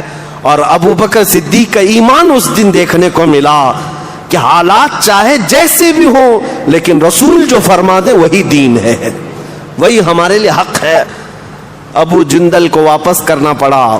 کئی معاملات ہوئے اس حدیبیہ کے موقع پر، بتانا بہت اہم ہے۔ صحابہ کا ایمان دیکھیں آپ، ہر گھڑی آزمائش ہے ان کی۔ ابو جندل کو واپس کیا مکہ۔ اب صلح نامہ جب لکھنے کی بات آئی حضرت علی کو بلایا حضور نے، قلم لو لکھو۔ اب لکھنے کا جو تھا بسم اللہ الرحمن الرحیم، تو سہیل بن عمر جو صلح کرنے کے لیے آیا تھا کافروں کی طرف سے، وہ اٹھ کر کے بیٹھا اور کہا ہم رحمان کو جانتے ہی نہیں، ہم رحمان کو نہیں جانتے، خدا کا نام اس میں مت لکھو، پہلے سے ہمارا جیسے دستور ہے بسمک اللہم بس اتنا ہی لکھنا ہے، الرحمن الرحیم نہیں۔ حضرت علی اور جو صحابہ تھے کہا کہ نہیں ہمارا دستور ہے کہ ہم بسم اللہ الرحمن الرحیم ہی لکھیں گے۔ حضور نے اس بحث و تکرار کو منع کر دیا اور کہا ٹھیک ہے مٹا دو، مٹا دو، اتنا ہی لکھو جتنا ہی بول رہے ہیں۔ صحابہ کے لیے بہت بڑی آزمائش کا وقت تھا۔ پھر اس کے بعد صلح نامہ لکھا گیا تو نیچے حضرت علی نے یہ لکھا ھذا ما قاضى علیہ محمد رسول اللہ صلی اللہ علیہ وسلم، یہ وہ شرطیں ہیں جس پر صلح کے لیے محمد رسول اللہ نے منظوری فرمائی ہے، فیصلہ کر لیا ہے۔ تو اس پر بھی ان کافروں نے اعتراض کیا، آپ محمد بن عبداللہ ہیں، محمد رسول اللہ نہیں ہیں، اگر ہم آپ کو رسول مانتے تو اتنا جھگڑا ہی کیوں ہوتا، آپ رسول اللہ کا لفظ کیوں لکھوائے اس پہ؟ حضور صلی اللہ علیہ وسلم نے فرمایا نادانو، میں اللہ کا رسول ہوں، یہ اور بات ہے کہ تم جھٹلاتے ہو، میں اللہ کا سچا رسول ہوں۔ انہوں نے کہا ہم نہیں مانتے، یہ لفظ اس میں صلح میں نہیں ہونا چاہیے، ایک ایک پوائنٹ پر پکڑ کر کے وہ امتحان ہے۔ حضور صلی اللہ علیہ وسلم نے حضرت علی سے کہا علی اس کو بھی مٹا دو، محمد بن عبداللہ لکھو۔ حضرت علی قلم چھوڑ کر کے اٹھ گئے، کہا یا رسول اللہ یہ مجھ سے نہیں ہو سکے گا کہ آپ کے نام کے ساتھ میں رسول اللہ کو مٹا دوں، زندگی ختم ہو جائے گی لیکن لفظ رسول اللہ کو میں یہاں سے ہرگز نہیں مٹا سکوں گا۔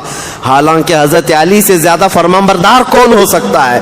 حضور صلی اللہ علیہ وسلم کے لیے جنہوں نے اپنا سب کچھ فنا کیا ہے، لیکن بات جب جذبہ عشق کی آتی ہے تو ایک محب اور ایک محبوب کے درمیان کے معاملات، یہ نافرمانی نہیں کی حضرت علی نے، وہ جذبہ فرط محبت میں کہا کہ یا رسول اللہ مٹانا مجھ سے نہیں ہو سکتا، آپ کے نام کے ساتھ رسول اللہ کا لفظ رہے گا۔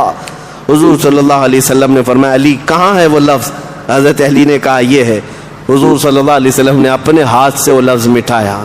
حضرت علی برداشت نہ کر سکے۔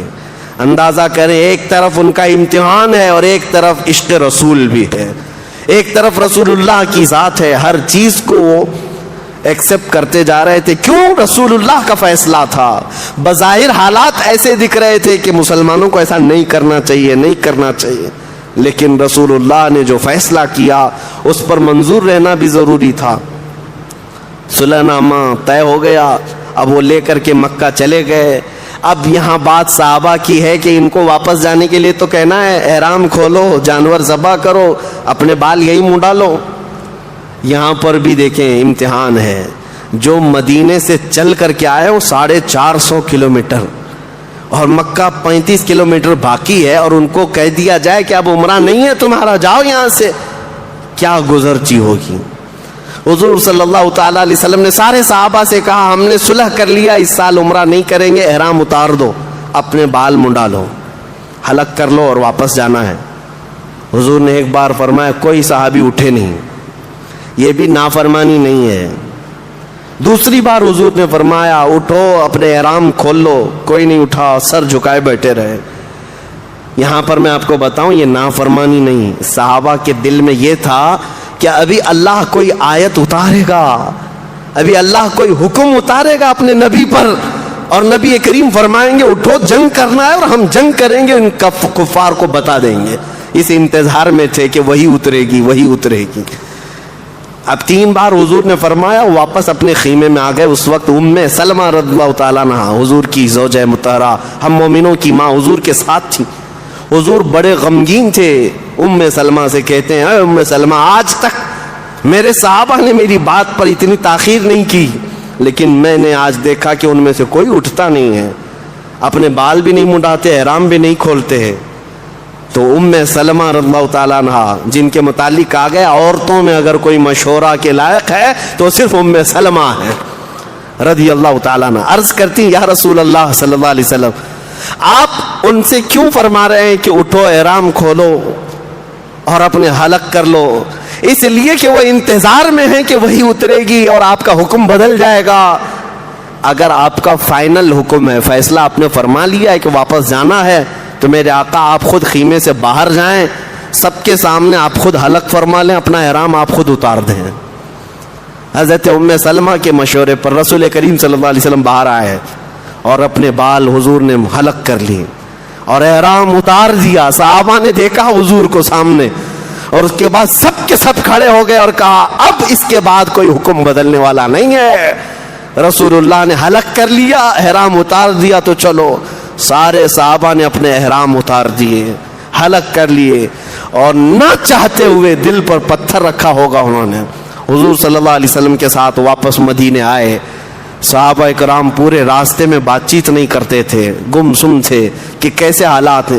وہ صحابہ جو جنگ بدر میں ان کی گردنیں اڑا چکے تھے، خندق میں ان کے پسینے چھوٹ گئے تھے کافروں کے، وہ صحابہ آج صلح کر کے جا رہے تھے۔ زندگی میں صلح بھی آنا ضروری ہے، ہر معاملہ جنگ سے ہی نہیں حل ہوتا، مذاکرات بھی کوئی چیز ہے، ان معاملات سے بھی حل کیے جاتے ہیں۔ جب مدینے واپس آئے، اب ہوا یہ کہ سب سے پہلے جو مسلمان مکہ سے بھاگ کر کے آئے وہ حضرت ابو بصیر تھے، ایک صحابی تھے۔ وہ آئے حضور صلی اللہ علیہ وسلم کے پاس، کہا مکہ والے بڑی تکلیف دیتے ہیں۔ تو جیسے ہی وہ آئے، مکہ کے 2 لوگ کافر بھاگتے ہوئے ان کے پیچھے آئے کہ ہمارا ایگریمنٹ ہو چکا ہے، جو مسلمان آئے گا اس کو واپس کرنا ہوگا۔ مکہ والوں کا پیغام لے کر کے وہ آئے، حضور سے کہا کہ آپ وعدہ خلافی نہیں کرتے، ایک شخص ہمارے ہاں سے بھاگ کر کے آئے، اس کو واپس کریں۔ حضور صلی اللہ علیہ وسلم نے ابو بصیر سے کہا جاؤ، ہم عہد شکنی والے لوگ نہیں ہیں، ہم وعدے کی وفا کرتے ہیں، تم واپس چلے جاؤ۔ حضرت ابو بصیر روتے گڑ گڑاتے واپس گئے مکہ میں۔ بیچ راستے میں ہوا یہ کہ وہ دو آئے تھے ایک مقام پر، حضرت ابو بصیر ان کے ساتھ بیٹھ کر کھانا کھا رہے تھے. حضرت ابو بصیر نے ان سے کہا کہ تمہاری تلواریں بڑی اچھی ہوتی ہیں، تعریف ہے. وہ خوش ہو کر کے اپنی تلوار دیے تو حضرت ابو بصیر نے تلوار اٹھائی اور گردن مار دی. جو پکڑ کر کے مکہ واپس لے جا رہے تھے ان کو قتل کر دیا. اور اس کے بعد پھر بھاگتے ہوئے مدینے آئے. کہا کہ یا رسول اللہ آپ نے اپنا وعدہ پورا کیا، کافر آئے تھے ان کے ساتھ آپ نے مجھے واپس بھیج دیا، اب میں ان کا کام تمام کر چکا ہوں اور واپس میں مدینے آیا ہوں، مجھے مدینے رکھ لیں. حضور صلی اللہ تعالی علیہ وسلم غضبناک ہوئے. کہا اس شخص نے تو جنگ کو بھڑکا دیا، کاش تمہارے ساتھ کوئی اور ہوتا جو اس معاملے کو ہونے سے روک دیتا. حضور صلی اللہ تعالی علیہ وسلم نے کہا کہ معاملات کہیں بڑھ نہ جائیں، ان کے متعلق میں حکم کروں گا. تو وہ ڈر گئے کہ اب پھر واپس مجھے مکہ بھیجیں گے حضور. تو دوسرے دن صبح صبح پہلے ہی مدینے سے بھاگ کر سمندر کے کنارے جا کر پناہ لے لی ایک چھوٹی جگہ پر، نہ ادھر نہ ادھر. اب ہوا یہ کہ مکہ کے حضرت ابو جندل جو بیڑیوں میں جکڑے ہوئے تھے حدیبیہ کے مقام پر آئے، وہ بھی مکہ سے بھاگ کر کے اسی سمندر کے کنارے آ گئے. اب جب دو لوگ جمع ہوئے ہیں تو جتنے مکہ میں مسلمان قیدی تھے ایک کے بعد دیگرے بھاگتے بھاگتے مکہ سے اسی جگہ جمع ہونے لگے. وہ تقریباً 70 کی تعداد میں ہو گئے ہیں. اب وہ سمندر کے کنارے جہاں جا کر کے جمع ہوئے، وہ راستہ ایسا تھا کہ مکہ والے جب بھی ملک شام یا یمن تجارت کرنے کے لیے جائیں گے تو وہیں سے جانا پڑتا.